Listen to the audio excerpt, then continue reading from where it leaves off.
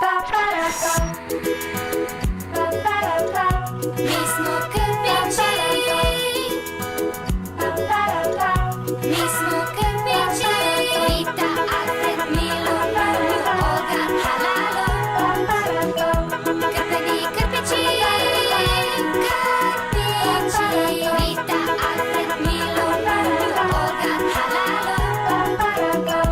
Mi smo krpići.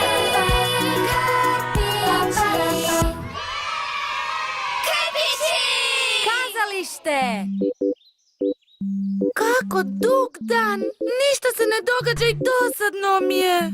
Možemo se nešto igrati. Da, a što bi se ti igrao?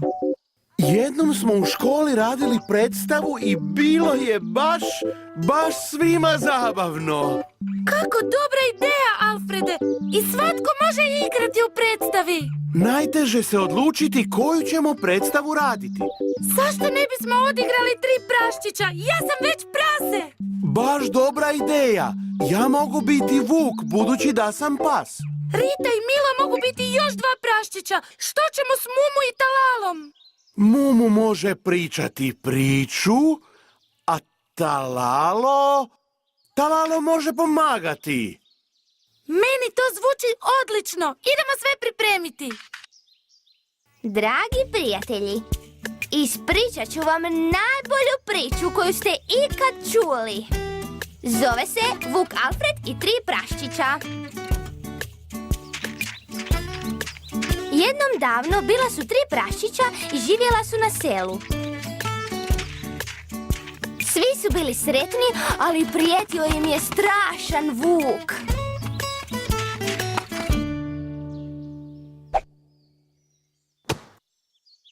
Odlučili su izgraditi kućicu u koju bi se mogli skloniti. Rita je bila vrlo visoka i žuta i nije baš voljela raditi, pa je odlučila izgraditi kućicu od slame. Kako bi mogla biti brzo gotova i ići se igrati. Ali Rita nije znala da je vuk sprema nešto najstrašnije. S druge strane, tu je Milo. Milo je bio izvrstan radnik i sjajan stolar, pa je odlučio izgraditi kućicu od drveta. Bio je siguran da mu je kućica izdržljiva i nije mislio da bi mu se nešto moglo dogoditi.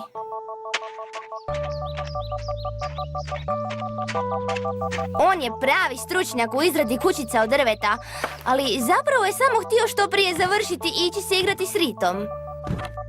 Posljednji praščić bila je Olga, najljepša i najmarljivija radnica u povijesti doline.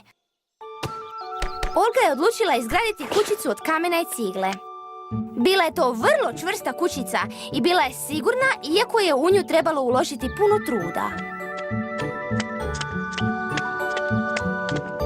Ja sam već završila sa svojom kućom i znaj da je moja kućica od slame jednako dobra kao i tvoja od drveta. Kakav gubitak vremena, moja je već gotova. Ja sam najbrža i najbolja.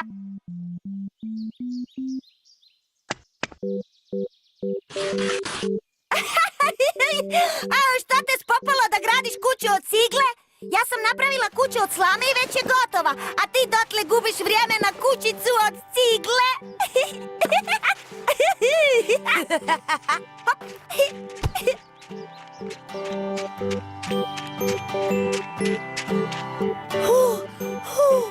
Odjednom našim se prijateljima približio bijesan i strašan vuk s namjerom da ih sve pojede u jednom zalogaju.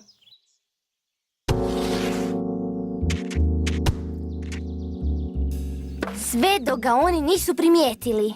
Vuk je već bio sasvim blizu i svi su vrisnuli: Vuk! Vuk!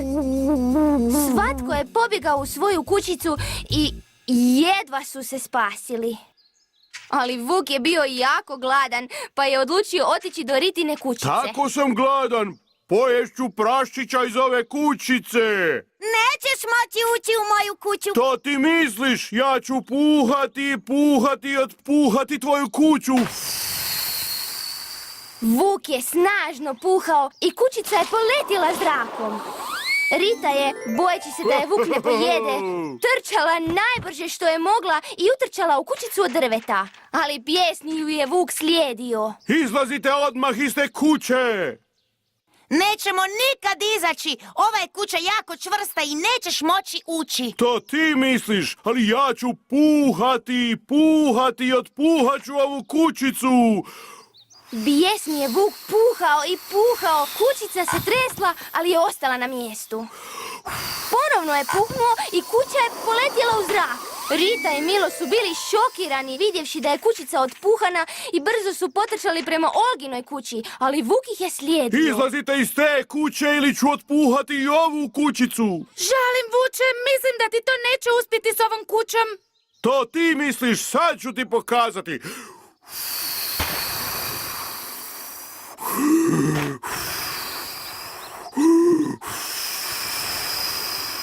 Vuk se trudio, ali je kuća stajala na mjestu. Vidiš, vuče, ovu kuću ne možeš otpuhati. Tada se vuk popeo na krov i pokušao ući kroz dimnjak. Ali 3 prašića upalili su vatru u kaminu, a kad je vuk sišao, opekao se i pobjegao. To peče, to peče! Konačno su prašići bili sigurni, a vuk se nikad nije vratio. Čiča Mića, gotova je priča. Pa, pa, ra, pa.